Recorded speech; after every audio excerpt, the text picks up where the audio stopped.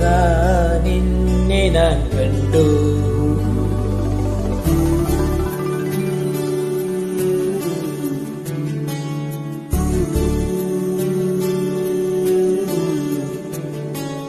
കരുണയായി കടലിലും കണ്ടു, വചനമായി ഇതളിലും കണ്ടു.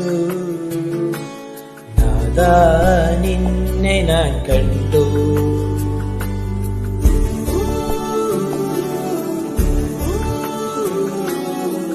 ൂരിരുൾ നോവിലും ഇതരുമെന്തിലും നാഥാ നിന്നെ ഞാൻ കണ്ടു.